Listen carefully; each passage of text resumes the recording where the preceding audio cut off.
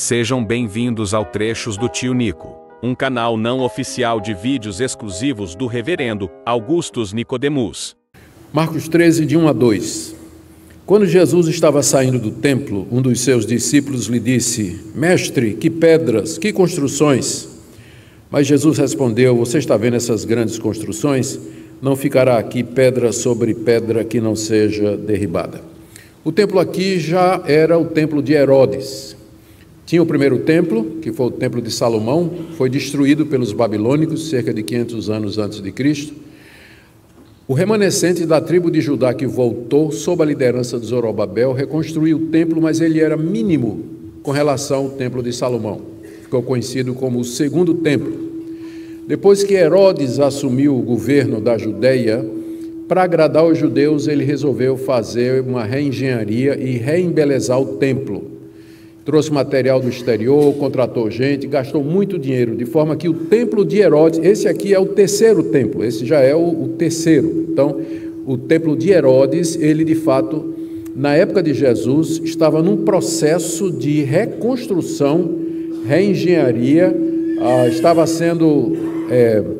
ficar um pouquinho mais perto aqui para ver se parece a microfonia, essa minha voz é horrorosa. E estava todo um processo de reembelezamento. E que impressionava os judeus. Vocês devem lembrar que o templo para os judeus era o coração da verdadeira religião. Era ali que eles ofereciam sacrifícios, que os sacerdotes ministravam. É ali que estava a Arca da Aliança, apesar de que a essa altura a Arca não estava mais lá. Ela já tinha se perdido durante o exílio babilônico. Quando os judeus voltam, a Arca não vem mais com eles. Tinha só o Santo dos Santos, mas não tinha mais a Arca com as tábuas da lei dentro. Mas era o coração da religião em Israel. Era o local querido, 3 vezes por dia, pelo menos, o judeu ia ao templo orar e buscar a Deus, e é ali que ele oferecia seus dízimos, suas ofertas e os seus sacrifícios. Era, de fato, uma maravilha, era muito bonito, pedras brancas, há reconstruções que são feitas aí pelos arqueólogos, que nos deixam, de fato, admirados, e alguns até perguntam quem era o mais bonito, o de Salomão ou de Herodes, porque ambos eram extremamente bonitos. E Jesus costumava ficar toda noite no Monte das Oliveiras. Nós estamos aqui na última semana do ministério de Jesus em Jerusalém. Jesus costumava durante o dia entrar no templo e ele ensinava ali no átrio da entrada do templo os que estavam presentes. Foi ali que ele teve vários conflitos, inclusive com os fariseus, escribas, com os sacerdotes, com os capitães do templo, com os saduceus, e no final do dia, final da tarde, Jesus voltava para o Monte das Oliveiras. A dúvida se ele pousava no Monte das Oliveiras ou se ele ia para Betânia, que era a casa de Lázaro, de Maria e Marta, que ficava ali pertinho, no caminho, atravessando o ribeiro de Sodré. E todo dia ele estava lá no templo. Um dia, saindo, tendo ministrado ali, e depois de um grande conflito que ele enfrentou com os líderes judaicos, ele estava saindo do templo, diz aí o verso 1, quando um dos seus discípulos perguntou para ele, disse: Mestre, olhe que pedras, que construções. Por que o discípulo fez isso? É porque nós não temos tempo de voltar aqui, mas se você for no relato de Mateus, você vai ver que Jesus tinha dito: Deus vai tirar o reino de vocês e vai entregar a um povo que produz os seus respectivos frutos. É a parábola do dono de uma propriedade que arrendou a sua vinha a trabalhadores maus que não quiseram pagar o que era devido, mataram os enviados, mataram o filho do dono para herdar, e Jesus disse: por causa disso o reino de Deus vai ser tirado. Os discípulos entenderam que isso significava uma intervenção divina, um juízo divino sobre Israel, que era o povo de Deus, que eram os lavradores maus da parábola que Jesus tinha contado. E aí eles ficaram sem saber o que pensar, porque o templo era o coração da religião judaica. E aí, tentando impressionar Jesus, um dos discípulos chegou: Mestre, olha que pedras, olha que construção maravilhosa, o senhor está dizendo que isso aqui vai ser destruído? Que esse local onde Deus habita, onde os sacrifícios são feitos, o senhor está dizendo que isso aqui vai passar? A resposta de Jesus está no verso 2. Você não está vendo essas grandes construções? Não ficará aqui pedra sobre pedra que não seja derrubada. Essa declaração de Jesus deve ter soado assim como uma bomba atômica no ouvido dos discípulos, que eram todos judeus, e que tinham todo aquele apreço pelo templo, e que ainda não tinham entendido que o templo era uma figura do próprio Jesus e da igreja. Por isso a pergunta e a tentativa de impressionar Jesus. Daí a surpresa dos discípulos quando o mestre falou essas coisas. Aí, o que acontece em seguida? Verso 3. Jesus estava sentado no Monte das Oliveiras, diante do templo, quando Pedro, Tiago, João e André lhe perguntaram em particular: diga-nos quando serão essas coisas, quando essas coisas vão acontecer e que sinal haverá quando todas elas estiverem para se cumprir.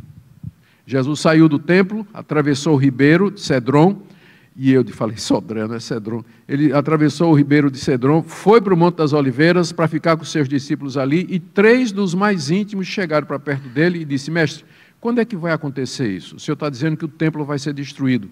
Quando é que isso vai acontecer? Dê para a gente um sinal de quando isso estiver para acontecer. O Evangelho de Mateus registra que eles também perguntaram: que sinal haverá da destruição, da tua vinda e do fim do mundo? Porque eles entenderam que a destruição do templo estava associada ao final daquela dispensação, e que, portanto, o fim do templo era o fim do mundo, era o fim da era dos judeus, era o fim de tudo aquilo que o judaísmo representava. Então eles queriam saber de Jesus um sinal.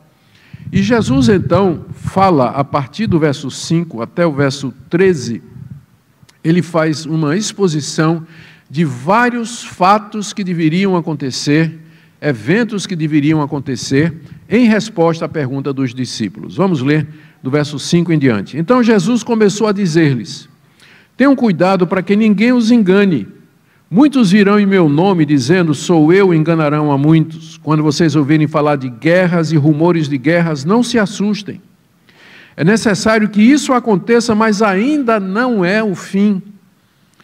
Porque nação se levantará contra nação e reino contra reino, haverá terremotos em vários lugares e também fomes. Lucas acrescenta pestes. Então essas coisas são o princípio das dores. Estejam de sobreaviso, porque as pessoas entregarão vocês aos tribunais e às sinagogas. Vocês serão açoitados e, por minha causa, serão levados à presença de governadores e reis para lhes servir de testemunho. Mas é necessário que primeiro o evangelho seja pregado a todas as nações.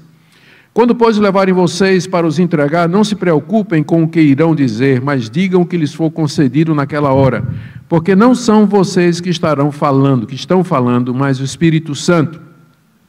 O irmão entregará a morte outro irmão, e o pai entregará o filho. Haverá filhos que se levantarão contra os seus pais e os matarão. Todos odiarão vocês por causa do meu nome. Aquele, porém, que ficar firme até o fim, esse será salvo. 2 ou 3 observações antes da gente entender a resposta que Jesus está dando para a pergunta: quais são os sinais da tua vinda, da destruição do templo e do fim do mundo? A primeira coisa é que Jesus aqui, ele vai usar a analogia de uma mulher grávida. Uma mulher grávida. A mulher está grávida, se aproxima o momento de dar à luz, ela começa a sentir o princípio das dores. Né? Ela tem as primeiras contrações. Eu sei porque eu acompanhei 4 vezes isso, né? 4 vezes eu segui de perto aqui com o cronômetro na mão, vendo o espaçamento entre uma contração e outra. Então, a mulher está grávida, a hora de chegar, de dar à luz se aproxima, as contrações começam.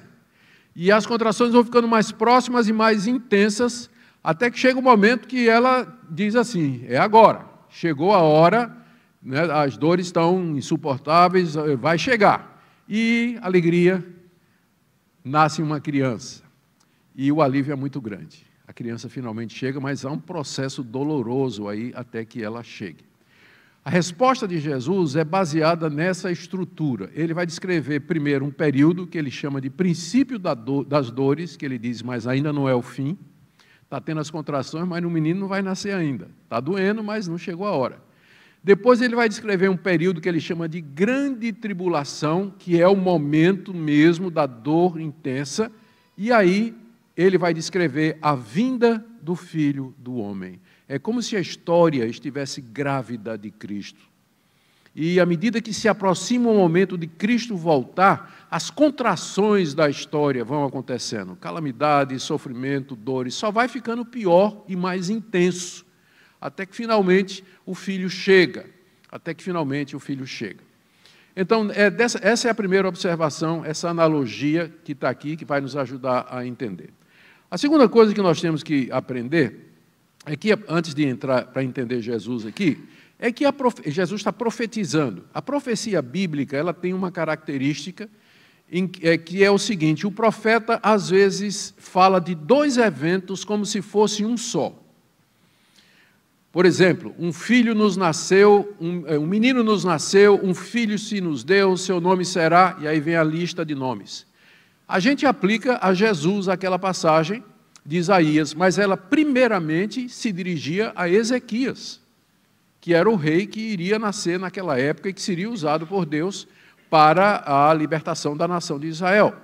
Então, era uma profecia com duplo cumprimento. Do Egito chamei meu filho, diz o profeta Osés no capítulo 11. Se cumpriu quando Deus tirou Israel do Egito através de Moisés, vide os sermões de Êxodo, e se cumpriu quando o menino Jesus voltou do Egito para a terra de Canaã. Dois cumprimentos, uma única profecia. Uma vez quando eu era noivo da Minca, a gente, com a família, bom dizer isso, né? Com a família a gente foi para a Suíça e a Europa e fazer um passeio lá. Eles pagaram, o seminarista pobre não tinha dinheiro, eles pagaram para a gente, eu conhecer, né? Foi a primeira vez que eu fui na Europa. E a gente subiu lá nos Alpes, e à medida que a gente subia nos Alpes, tem uma rota ao redor das montanhas, né? E vai subindo até chegar lá em cima. E na subida dá para ver um aglomerado, uma cordilheira chamada Jungfrau. Então, quando você olha, você tem a impressão de que é uma montanha. E você diz, que montanha imponente, que montanha bonita. Mas à medida que o carro vai fazendo a curva e deslocando, aí você percebe que é uma montanha atrás da outra. Você está vendo uma, mas atrás dela tem mais 2 ou 3 montanhas. A profecia bíblica, com frequência, é isso mesmo. O profeta falava de coisas da sua época e, através delas, para coisas futuras. Então, nós temos que entender isso aqui, nós temos que ter isso em mente para poder entender o que é que Jesus está falando aqui. Tá certo? Então, dito isso, vamos lá para os sinais que Jesus deu à sua igreja, aos discípulos, do final dos tempos, da sua vinda e da destruição de Jerusalém. O primeiro ele faz um alerta, no verso 5, cuidado para ninguém enganar vocês, porque essa área é uma área de muita especulação e sempre vai ter gente querendo impor, dizer ou trazer doutrinas que não são verdadeiras. Cuidado que ninguém engane vocês. Então, aí vem, primeiro sinal. Muitos virão em meu nome dizendo, sou eu, e enganarão a muitos. Jesus profetizou que muitas pessoas viriam no nome dele, como se fosse enviado por ele, mas na verdade eram falsos profetas. Agora, imagine, a essa altura, Jesus estava no Monte das Oliveiras, com 12 discípulos, acossado pelos judeus, rejeitado pela maioria do povo, e ele diz assim, vai ter um dia em que falsos profetas vão se apresentar em meu nome. Como é que Jesus podia saber isso? Tinha tudo para dar errado. Tinha tudo para dar errado. Como pareceu que ia dar mesmo. 10 negaram, um traiu e o outro negou, né? 10 discípulos fugiram quando Jesus foi crucificado, Pedro negou e Judas traiu. Então, o movimento de Jesus tinha tudo para dar errado. E aqui ele começa dizendo, vai chegar um dia em que profetas vão chegar dizendo, eu sou Jesus. Quer dizer, ou ele era um megalomaníaco, ou ele sabia exatamente o que é que ele estava dizendo. Surgimento de falsos profetas. Desde que Jesus disse isso até o dia de hoje, não passou um dia na história da igreja que não se levantasse um novo falso profeta trazendo uma doutrina nova e diferente daquela doutrina dos apóstolos. Verso 7. Quando vocês ouvirem falar de guerras e rumores de guerras, não se assustem, é necessário que isso aconteça, mas ainda não é o fim. Outra vez, quando Jesus falou isso, a Palestina o mundo estava debaixo do Império Romano, que mantinha a paz pela força da sua máquina militar. Era uma paz forçada, chamada Pax Romana. Não tinha guerra entre os povos, porque os romanos não deixavam. Eles policiavam para que os países convivessem bem. Então não tinha guerra àquela altura no Império Romano. Não tinha. E a guerra vai acontecer alguns séculos depois, quando o Império Romano é invadido. Mas numa época em que não tinha guerra, Jesus disse: vocês ouvirão falar de guerras e rumores de guerra.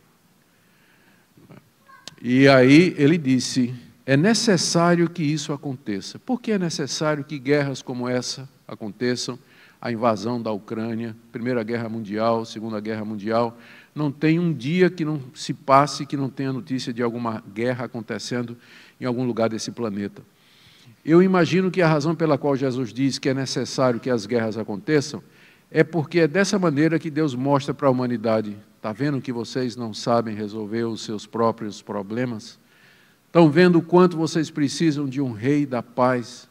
Estão vendo o quanto vocês precisam de mim? Estão vendo quão profundo o pecado entrou no coração humano? Estão vendo quanta insensibilidade, dureza de coração e falta de sabedoria assola a humanidade, a ponto de que vocês promovem guerras, se matam uns aos outros? É necessário que isso aconteça, para que justifique a vinda do Rei da Paz. Porque se a humanidade pudesse resolver seus próprios problemas, se a ONU resolvesse seus próprios problemas, se houvesse paz entre as nações, que necessidade nós teríamos da chegada daquele que é o Rei da Paz, que vai destruir os ímpios e instalar o seu reinado eterno de justiça e de verdade? É necessário que isso aconteça. E aí Jesus disse: mas ainda não é o fim. E uma boa palavra para aquelas pessoas que acham, que dizem que qualquer bomba que solta lá no Oriente Médio, Jesus está voltando. Isso é profecia se cumprindo, né? Isso aqui é a profecia de Ezequiel, não sei o que, está chegando. Olha, é de hoje para amanhã a vinda de Jesus. Ainda não é o fim. As guerras, elas não marcam a chegada da vinda de Jesus. Elas são um sinal seguro de que Jesus sabia o que estava dizendo. O ponto desses sinais, eu quero que você preste atenção aqui, o ponto desses sinais que Jesus vai colocar aqui, não é para dar a você elementos para você marcar o dia da vinda de Jesus, mas dá certeza a você, porque numa época em que essas coisas pareciam impossíveis, Jesus profetizou que essas coisas aconteceriam, e elas aconteceram exatamente como ele disse que haveria de acontecer. Então, se ele acertou nessas coisas, então ele também está certo quando ele diz: eu vou voltar. Eu vou voltar em guerra. Então, os sinais servem para nos assegurar da veracidade das palavras do nosso mestre, como essas guerras por aí que foram preditas por ele. Ele disse isso na época em que tinha paz. Porque se levantará nação contra nação, verso 8. Haverá terremotos em vários lugares, também fomes, como eu disse, Lucas acrescenta pestes, e a gente pensa na pandemia. Essas coisas são o princípio das dores. Lembra da analogia da mulher? Ele diz: isso é o princípio das dores, não é o fim, não chegou a hora de dar à luz ainda. Isso é o princípio das dores. Continuando no verso 6. Estejam de sobreaviso, porque as pessoas os entregarão aos tribunais e às sinagogas. Vocês serão açoitados e por minha causa serão levados à presença de governadores e reis para lhes servir de testemunho, mas é necessário que primeiro o evangelho seja pregado a todas as nações. Primeiro sinal que Jesus Cristo disse foi o surgimento de falsos mestres. Cheque. Segundo sinal, guerras e rumores de guerras. Cheque também. As pessoas vão perseguir vocês. A perseguição dos discípulos de Cristo numa época em que parecia impossível. Por que as pessoas iriam perseguir? Os discípulos de um galileu que morreu crucificado pelos romanos, rejeitado pela liderança, que tinha somente 10 discípulos acovardados, fechados numa sala, com medo dos judeus. Perseguição por quê? Eles não representavam ameaça nenhuma. Então, numa época em que a fé em Cristo não representava ameaça nenhuma, e não tinha a menor possibilidade de que virasse a maior religião do mundo, como é hoje, Jesus disse: vocês vão ser perseguidos por causa do meu nome. Vocês serão levados diante dos reis e dos governadores. Volto a dizer, ou ele era um megalomaníaco, ou ele sabia o que ele estava dizendo. ou ele sabia o que estava dizendo, porque a última coisa que se poderia pensar é que o cristianismo chegaria a um tamanho e a uma importância e uma influência tal que os reis e governadores iriam dizer: vem cá, traz esse pessoal para cá. Que movimento é esse aí? Por que vocês estão fazendo tanto alvoroço e criando tanta confusão? O que é que vocês acreditam? Numa época quando isso parecia impossível, Jesus profetizou que os seus discípulos seriam perseguidos. Mas ele deu um consolo. Ele disse: não se preocupem, o Espírito Santo vai ajudar vocês na hora de vocês se defenderem diante dos reis, dos governadores, diante dos juízes e dos tribunais e das sinagogas, onde vocês serão levados. É claro, esse texto aqui tem uma promessa da ajuda do Espírito Santo que não deve ser usada para o pessoal dizer: nós não precisamos estudar a Bíblia. Na hora de pregar, é só abrir a Bíblia em qualquer lugar e o Espírito Santo vai dar a você a palavra para que você pregue, para que você fale. Não é nada disso. Você diz: mas pastor, você não está pregando de improviso? É que eu já preguei nesse sermão, esse texto, várias vezes, já estudei muito esse texto. Então não é improviso, estudei a palavra. Não é? Eu já meditei, já dividi, escrevi um livro a respeito disso aqui. Então não é de improviso. Eu não acho que essa promessa do Espírito Santo ajudar o pregador é motivo para o pregador ser preguiçoso, despreparado e vir para a igreja para falar o que der na cabeça, como em algumas igrejas é estimulado. Mas o pregador precisa estar pronto para isso, porque essa promessa aqui é para quando você estiver preso. Quando você estiver preso e for levado para se defender, aí tudo bem, você não tem condições. O Espírito Santo vai ajudar você. Mas se você pode estudar, se preparar, então é isso que Deus quer que você faça. Vocês serão açoitados e por minha causa serão levados à presença de governadores.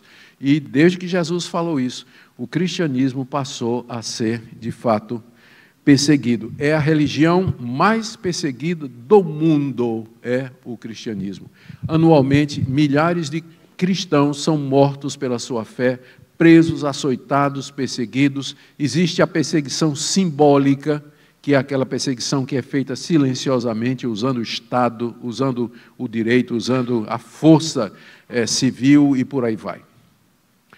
Essas coisas, disse Jesus, são o princípio das dores.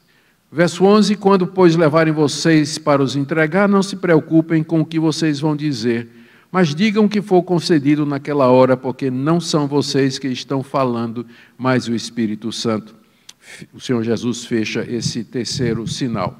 O quarto é a divisão que vai haver entre famílias. No verso 12, um irmão entregará à morte outro irmão, o pai entregará ao filho, haverá filhos que se levantarão contra os seus pais e os matarão. Todos odiarão vocês por causa do meu nome. Aquele, porém, que ficar firme até o fim, esse será salvo. Jesus profetizou que ele se tornaria tão importante e que a pessoa dele seria tão influente que pessoas haveriam de amá-lo mais do que a sua família e que estariam dispostos, inclusive, aqueles que eram contra Jesus, a entregar os discípulos de Jesus, mesmo com laços de parentesco. Mais uma vez, Jesus profetiza uma coisa que parecia impossível, que pessoas o amariam de tal forma e dariam a ele o primeiro lugar na sua vida, inclusive mais do que a sua própria família, a ponto de que os próprios familiares seriam os primeiros a perseguir os cristãos. O pai entregando o filho para ser morto por conta da fé e vice-versa. Com isso, Jesus aponta para a lealdade, fidelidade, amor e compromisso que a sua pessoa haveria de levantar entre os seus seguidores, a ponto disso aqui acontecer. Então, não pense que o fato de você ser cristão vai resolver problemas de relacionamento na sua família. Talvez piore até. Né? Talvez piore até. E não são poucos os que estão aqui nessa noite e que sofrem por conta de perseguição de familiares, exatamente por causa do nome de Jesus. Muito bem. No verso 13, o Senhor Jesus diz que aquele que ficar firme até o fim, esse será salvo. ele estava se referindo ao fato de que, no verso 12, ele diz: há filhos que se levantarão contra os seus pais e os matarão. Morrer por Cristo era muito comum no século I. Os mártires, eles são considerados a sementeira da igreja, nas palavras de um pai da igreja, porque o sangue deles irrigou o chão do Coliseu. Foram entregues aos leões, foram decapitados à espada, foram crucificados. A areia do Coliseu era tingida de vermelho com o sangue dos mártires.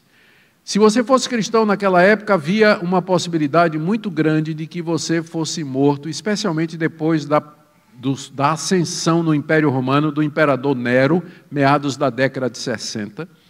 Havia a chance de que você pudesse ser preso e lançado aos leões na arena. E, embora nós costumamos elogiar, louvar, engrandecer os mártires, porque não foram poucos, os que morreram fiéis até o fim, gente queimada, que não abriu mão, gente que tinha grupos que eram levados, de mártires, que iam levados para a arena para ser comido pelos leões, eles entravam cantando. E a cantoria deles era tão alta e tão alegre que os romanos cortavam a língua deles antes deles entrarem, para que eles não pudessem cantar. Entravam cantando e louvando a Deus, mas agora não podiam mais. Muitos morreram na fé. Mas o outro lado da história é que houve muitos também que, na hora do vamos ver, eles disseram: eu prefiro a vida. E eles apostataram, eles abandonaram a fé em Cristo Jesus. Essa história também precisa ser contada, porque nem todo mundo tinha condições de enfrentar um leão, uma cruz, uma espada, uma fogueira e ainda continuar firme na fé em Cristo Jesus. Que Deus julgue aqueles que fizeram isso, porque nós não temos condição de saber se eram realmente crentes e na hora da verdade eles se acovardaram, ou então eles preferiram apostatar de Jesus finalmente para poder salvar a sua vida. Por isso que Jesus disse: aquele que ficar firme até o fim aqui é o martírio, o contexto aponta para isso, né? O fim aqui é um martírio. Aquele que permanecer firme até o fim, esse será salvo. Mas, pastor, e a gente não ensina que a segurança da salvação não é uma coisa de Deus? Não é Deus que faz isso? Uma vez salvo, salvo para sempre? Esse é o último ponto do calvinismo, né? A perseverança dos santos. Deus sustenta aqueles que são seus. É verdade, Deus sustenta aqueles que são seus, mas os seus, sabendo disso, devem perseverar na fé, utilizando os meios que Deus deixou para isso: oração, comunhão, leitura da Bíblia, meditação, participação na vida comunitária do povo de Deus, para o fortalecimento mútuo da fé. Se você começa a relaxar os meios de graça, aqueles meios que Deus deixou para fortalecer a sua fé, e vier uma perseguição, eu não sei o que vai acontecer com você, eu não sei quão forte você estará para enfrentar o carrasco, para enfrentar a prisão, ou para enfrentar aí os processos, ou enfim, toda a adversidade que isso pode causar. O que ficar firme até o fim, esse será salvo. Jesus aqui, então, é a primeira parte do sermão dele, aqui é chamado sermão escatológico, onde ele define aquilo que ele mesmo chamou o princípio das dores. E ele disse: ainda não é o fim. Tem uma parte que eu pulei aqui, que é o verso 10, quando ele diz: é necessário que primeiro o evangelho seja pregado a todas as nações. Agora, mais uma vez, pensa nisso. Jesus com um grupinho de 12, no alto do Monte das Oliveiras, e ele dizendo: um dia o meu nome vai ser anunciado em todas as nações. Era louco. Ou ele era o Filho de Deus que sabia todas as coisas. Um dia o meu nome vai ser anunciado como o único Salvador ao mundo inteiro. Disse Jesus lá no alto do Monte das Oliveiras, preste a ser traído por Judas, e negado por Pedro e abandonado pelos outros 10. Disse ele: era necessário que o Evangelho fosse pregado a todas as nações. Quando a gente fala disso, quando a gente interpreta essa passagem, a gente não quer dizer que o Evangelho tem que ser, que todo mundo que existe no planeta, num determinado momento, tem que ter ouvido o Evangelho para que Cristo volte. Porque isso nunca vai acontecer, não tem, humanamente falando, isso é impossível. Sempre está nascendo, nesse exato momento deve estar nascendo uns 300 mil bebês no mundo, né? Então, a qualquer momento que Jesus voltar, sempre vai ter gente que nunca ouviu, e não vai ter condições de ouvir, a não ser nos próximos 3 ou 4 anos. Então, a interpretação melhor disso aqui, entendendo que a palavra nações é etnia, então, o sentido é esse, que o Evangelho será pregado a todas as etnias, não a cada membro, mas que representantes de todas as raças e povos terão ouvido o Evangelho. O Evangelho terá sido pregado aos povos, não quer dizer cada indivíduo, mas as diferentes nacionalidades, etnias, raças, tribos, povos e nações que existem no mundo, línguas que existem no mundo.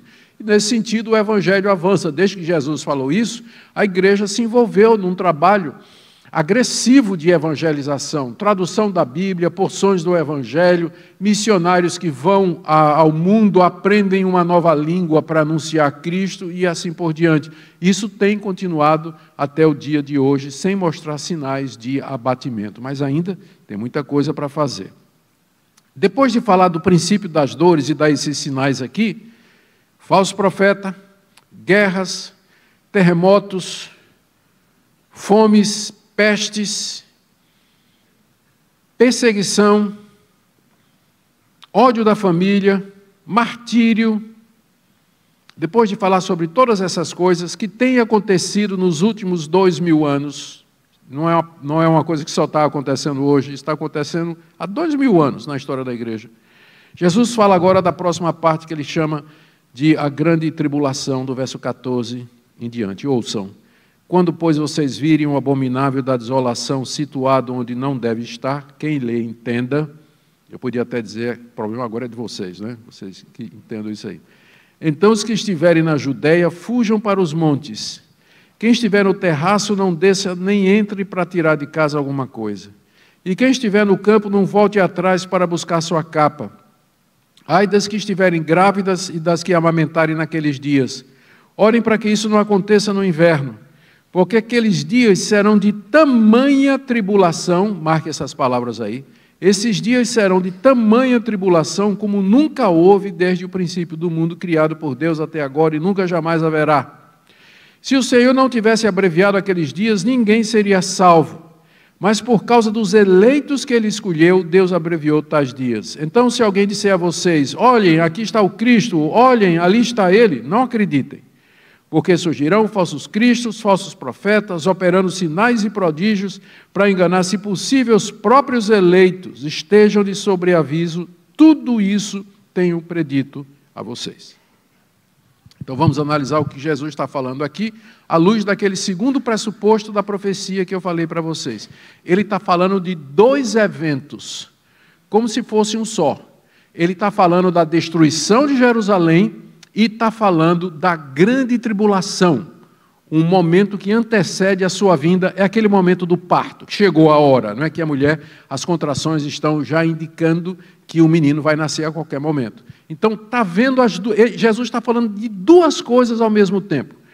Uma é a destruição de Jerusalém, que o discípulo perguntou, e a outra é a respeito da vinda dele, os sinais que antecediam a sua vinda. Está tudo num pacote só. Então vamos lá, verso 14. Quando vocês virem o abominável da desolação, aqui é uma referência ao profeta Daniel. O profeta Daniel profetizou que se levantaria um abominável da desolação, que se sentaria no templo de Deus, interromperia o sacrifício, se levantaria contra o povo de Deus. Então Jesus disse, quando vocês virem isso acontecer, quem lê entenda. Então tem que entender Daniel, né, para poder perceber isso aqui. Quem estiver na Judéia, fuja para os montes. Melhor interpretação disso aqui, Jesus está dizendo aos seus discípulos. Ele está falando da invasão de Jerusalém pelos romanos nos anos 70. Aqui, os romanos são o cumprimento da profecia do abominável da desolação. Eles vieram, entraram na cidade santa, destruíram o templo, destruíram o altar, implantaram ali a bandeira do imperador. Era Tito Vespasiano, que mais tarde ia se tornar, era o general, mais tarde ele iria se tornar imperador também. Então, quando vocês virem o abominável da desolação, quando vocês virem os exércitos romanos chegando, para provar a minha interpretação, bota o dedão aí em Marcos 13, e abra em Lucas 21, onde você tem a mesma passagem, só que agora interpretada por Lucas. Lucas 21.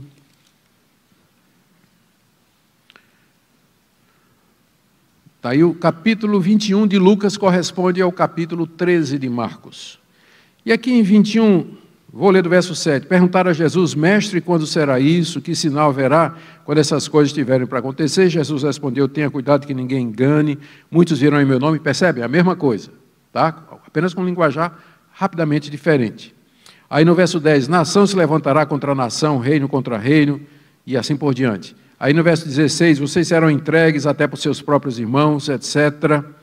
E aí no verso 20, em vez de Lucas dizer, quando vocês virem o abominável da desolação de que falou o profeta Daniel, no lugar onde não deve estar, Lucas disse assim: quando, porém, vocês virem Jerusalém sitiada de exércitos. Lucas está dando a interpretação daquilo que Jesus falou. O abominável da desolação é o exército romano que chega, sitia Jerusalém, cerca Jerusalém. Aconteceu no ano 70, depois de os judeus começarem um movimento de revolta contra Roma. O imperador mandou seu filho, Tito, para que viesse e dominasse a rebelião. Chegaram no ano 66, sitiaram Jerusalém, e no ano 70 arrombaram a muralha, mataram 500.000 de judeus que tinham se refugiado por ali, destruíram o templo, espalharam os judeus para tudo quanto era de lugar e levaram os troféus. Ainda hoje tem é possível ver em Roma um troféu, um arco, onde existe um relevo, onde Tito Vespasiano está entrando em Jerusalém com os despojos que ele tirou do templo. Então, Jesus aqui está falando, primeiro, da destruição do templo. Quando vocês virem os exércitos romanos chegando, aí vamos voltar lá para Marcos, fujam para os montes, não adianta resistir, fujam para os montes. Quem estiver no terraço, não desça, nem entre para tirar de casa coisa nenhuma. Quem estiver no campo, não volte atrás para buscar sua capa. Ai das que estiverem grávidas, das que amamentarem naqueles dias. Claro, você fugir dos exércitos romanos, né, grávida, puxando o menino pela mão. Ai das que amamentarem, orem para que isso não aconteça no inverno, quando a fuga é mais difícil, as estradas são mais complicadas, tudo é mais difícil, né, quando o inverno acontece, porque aqueles dias, está falando da destruição de Jerusalém em primeiro lugar, serão de tamanha tribulação como nunca houve desde o princípio do mundo criado por Deus até agora e nunca jamais haverá. Aí é quando a gente diz, mas espera aí, não foi bem assim. Teve a destruição de Jerusalém no ano 500 e pouco pelos babilônicos, que arrasaram Jerusalém. Então já teve sofrimento. Nós podemos pensar agora no sofrimento durante o Holocausto, né, dos judeus, o quanto eles sofreram. Então, dizer que sofrimento é esse que Jesus está se referindo, dizendo que serão de tamanha tribulação como nunca houve no princípio do mundo, criado por Deus até agora e nunca haverá. É aí que nós vemos que Jesus está falando de duas coisas. Está falando da destruição de Jerusalém e do levantamento do anticristo antes da vinda do Senhor Jesus. Quem explora esse assunto é o apóstolo Paulo, na segunda carta aos Tessalonicenses, no capítulo 2, quando ele fala do homem da iniquidade, o filho da desolação, que se assenta no trono, querendo parecer Deus. Lá no livro de Apocalipse, ele é representado pelas duas bestas, que se levantam, uma sai da terra, outra sai do mar, um líder mundial e o falso profeta juntos, o poder que se levanta para esmagar a igreja, que persegue a igreja, diz lá que foi dado poder para que eles vencessem os santos, está lá em Daniel também. Então, João fala a respeito do anticristo, ele usa esse nome, o anticristo. João diz, inclusive, que os anticristos já saíram pelo mundo. Quer dizer, aquelas pessoas que, em vez de amar a Deus e servir a Deus, amam e adoram o poder, o domínio humano sobre toda a raça. Então, Jesus está falando de dois eventos aqui. E aí ele continua. Se o Senhor não tivesse abreviado aqueles dias, ninguém seria salvo. Note que ele já mudou agora, ele não está falando mais dos judeus em Jerusalém, mas ele está falando do seu povo. Se Deus não abreviasse aqueles dias de tribulação e de sofrimento, ninguém seria salvo, porque não ia aguentar permanecer. A dor era muito grande, a pessoa iria fazer qualquer coisa para parar de sofrer. Por isso, o Deus que prometeu que não deixaria que nós seríamos mais tentados do que podemos suportar, é o Deus que vai diminuir aqueles dias. Eu não creio que é literalmente, mas Deus vai fazer com que aqueles dias pareçam mais curtos, para que nós que estivermos passando por isso, surpresa, não tem arrebatamento aqui. Notaram que não tem arrebatamento aqui antes da tribulação? Nós vamos entrar direto. Vamos entrar direto nessa que Jesus chamou de grande tribulação e que ele disse que os dias teriam que ser abreviados por causa dos eleitos que ele escolheu. Eu sei que muitas pessoas foram criadas numa tradição que fala do arrebatamento antes da grande tribulação. O problema é que não tem fundamento. Não tem fundamento nenhum. Que vai ter um arrebatamento, vai, mas ele coincide com a vinda de Cristo. É o que eu vou ler em seguida.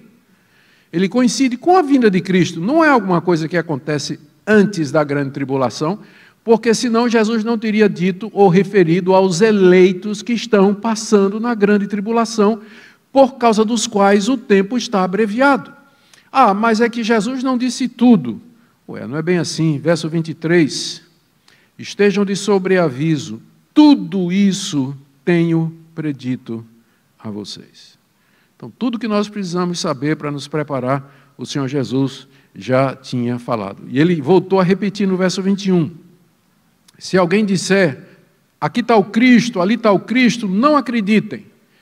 Porque surgirão falsos cristos e falsos profetas, operando sinais e prodígios, para enganar, se possível, os próprios eleitos. A operação de sinais e prodígios, ela não é necessariamente uma prova da presença de Deus, ela pode ser uma prova do falso profeta. Falsos profetas fazem sinais e prodígios. É por isso que o crente que conhece a sua Bíblia, que está seguro da sua salvação, ele olha para os sinais e prodígios hoje e procura analisá-los à luz da palavra de Deus. E eu vou te fazer uma declaração aqui que eu espero que você me entenda. Os únicos milagres que eu tenho obrigação de acreditar são aqueles que estão na Bíblia. Porque no final do Evangelho de João, o evangelista diz, estes foram escritos para que você creia que Jesus é o Cristo, o Filho de Deus, e crendo você tenha vida no seu nome. Então eu sou obrigado a crer na ressurreição de Lázaro, na ressurreição do filho de Naim, na travessia do Mar Vermelho, nos 40 anos de maná caindo do céu, 40 anos de sandália havaiana que não desbotam nem soltam a tira no deserto. Eu sou obrigado a acreditar em todos os milagres que estão narrados na Bíblia. Esses eu recebo sem questionar, mas se você chegar e disser, lá na minha rua tem uma igreja onde tem um pastor que cura todo dia gente de tudo quanto é de doença, eu tenho o direito bíblico e a obrigação de investigar, examinar, para saber se aquilo procede de Deus ou não. E eu não estarei blasfemando contra o Espírito Santo. Estarei cumprindo o que a Bíblia diz. Irmãos, testai os espíritos se procedem de Deus, porque já muitos falsos profetas saíram pelo mundo. E o próprio Jesus diz que eles são capazes de fazer sinais e prodígios. Lá no livro de Apocalipse, a besta faz cair fogo do céu. Satanás fez isso com Jó. Lá no livro de Apocalipse, a gente lê de três espíritos imundos, semelhantes a rãs, sapos, que são espíritos operadores de milagres. Espíritos operadores de milagres, demônios que operam milagres.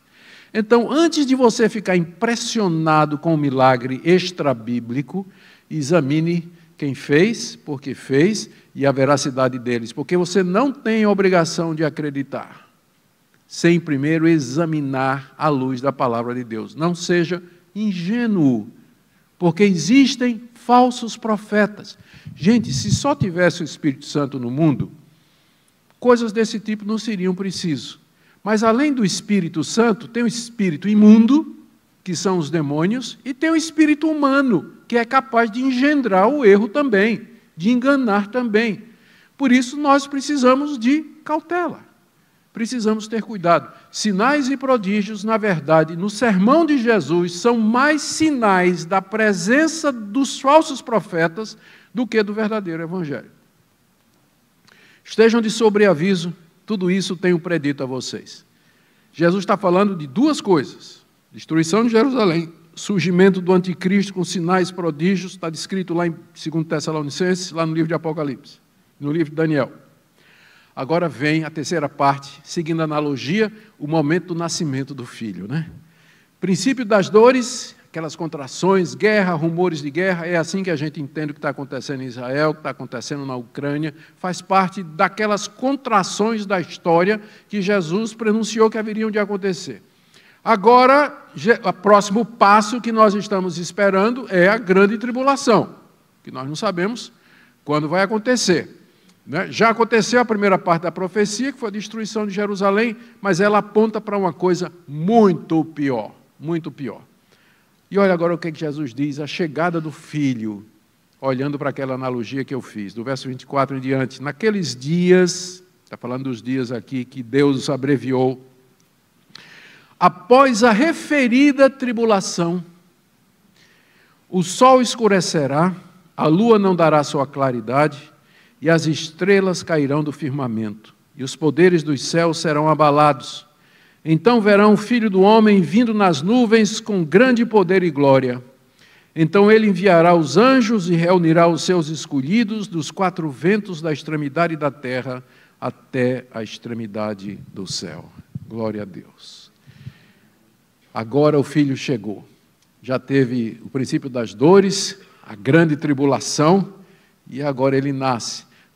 Note que ele faz a conexão, Jesus faz a conexão da vinda dele com a grande tribulação. Por isso que eu disse que a gente não pode pegar essa passagem da grande tribulação e dizer que foi que aconteceu somente em Jerusalém.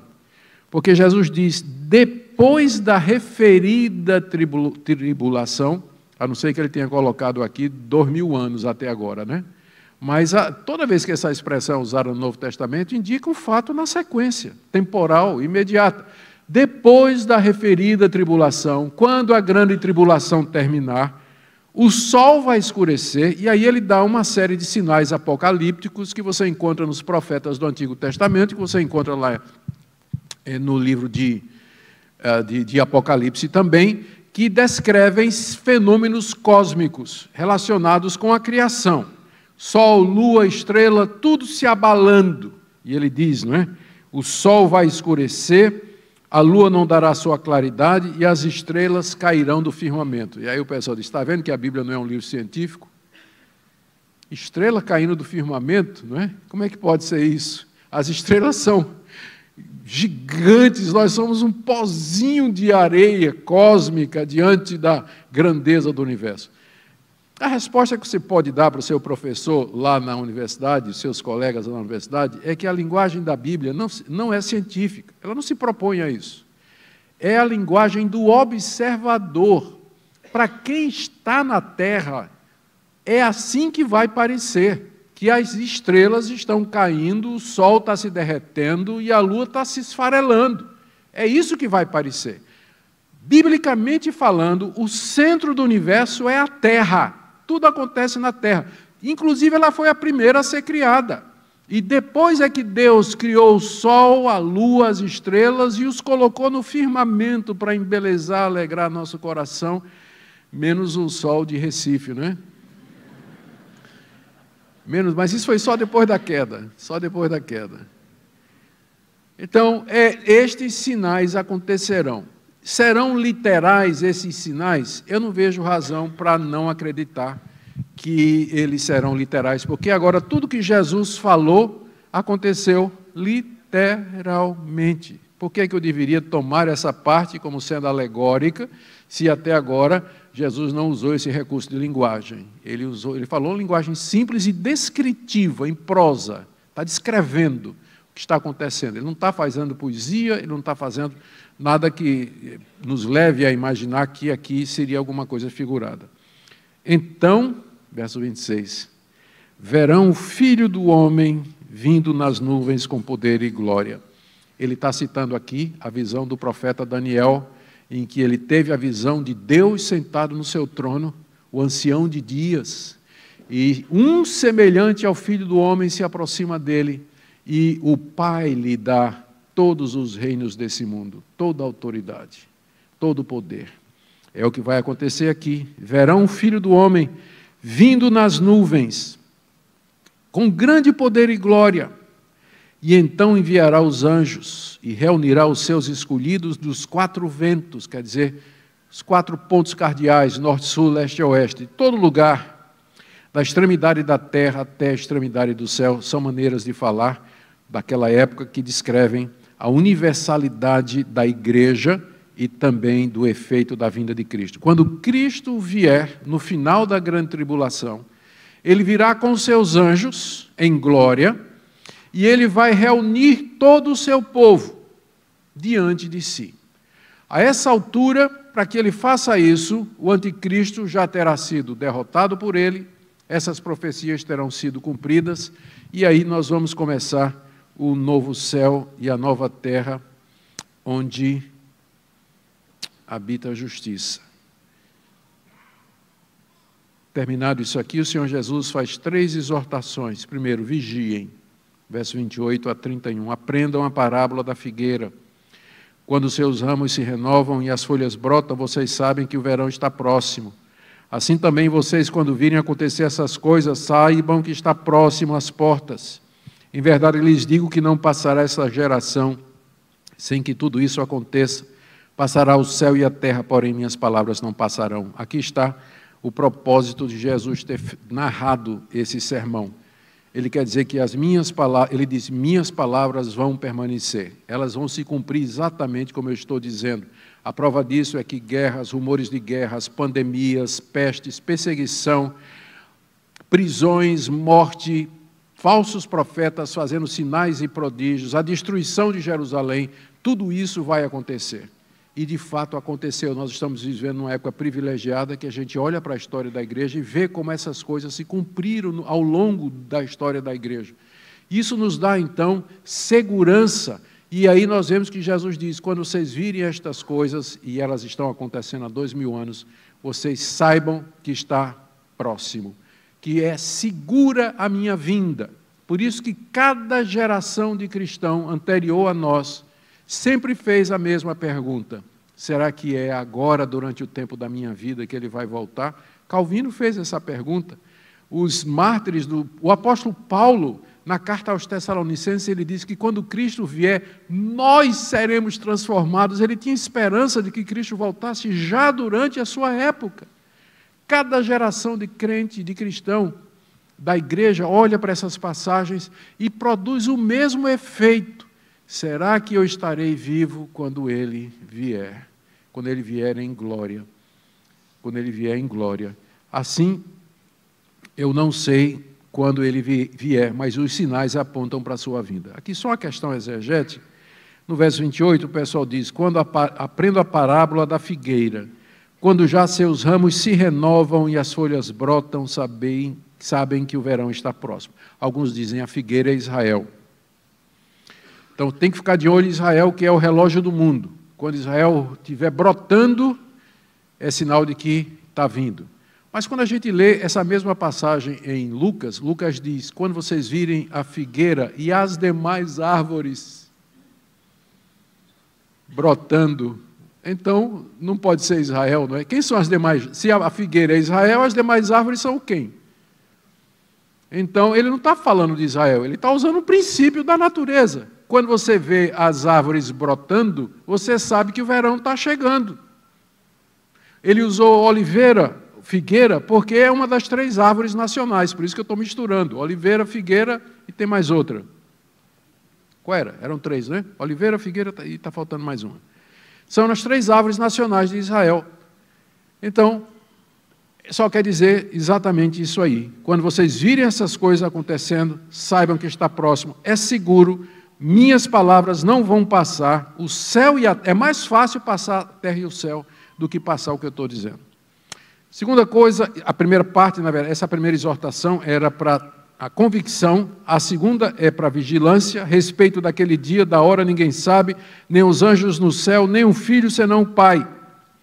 Estejam de sobreaviso e vigiem, porque vocês não sabem quando será o tempo.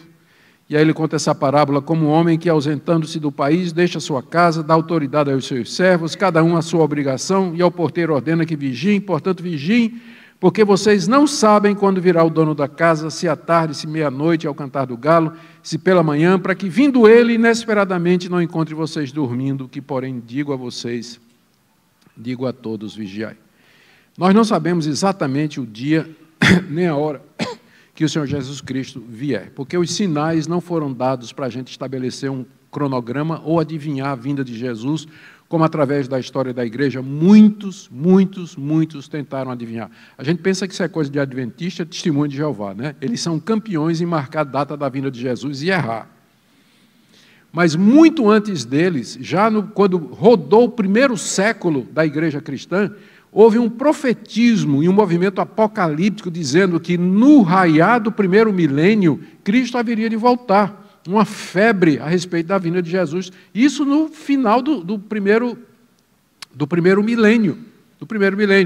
Mesma coisa com relação a datas importantes, as pessoas tentam dizer ou associar com a vinda de Jesus. O fato é que ninguém sabe o dia nem a hora. O próprio Jesus, quando estava entre nós, encarnado, não menos Deus, mas tendo aberto mão do exercício das suas virtudes e poderes, ele mesmo, enquanto estava aqui entre nós, ele não sabia o dia da própria vinda. É claro que agora, ele ressurreto, exaltado à direita do Pai, ele não somente sabe quando ele vai voltar, mas ele está coordenando os eventos mundiais para que esse evento venha no tempo certo e apropriado. Mas nós não sabemos quando ele vem. E por que é assim? É para que nós estejamos preparados a qualquer momento. É o que a parábola em seguida diz do ladrão de noite ou do homem que se ausenta, deixa tarefas para os seus servos e diz que eles vigiem porque ninguém sabe a hora que ele vai voltar. Para que quando o Senhor voltar, não pegue nenhum de nós dormindo, maltratando os outros, Mateus acrescenta isso, e deixando de fazer aquilo que nós fazemos. Eu comecei tudo isso dizendo que era importante a gente ter uma visão do todo, para a gente encaixar o que está acontecendo em Israel, acontecendo na Ucrânia, para que a gente não coloque fora de proporção ou minimize esse tipo de evento. Estas coisas fazem parte do princípio das dores, apontam para sinais que evidenciam que Jesus era profeta de Deus, que ele conhecia o futuro, que ele é o Salvador do mundo, e que tão certo como as coisas que ele profetizou aconteceram, inclusive as guerras, ele haverá de voltar em glória.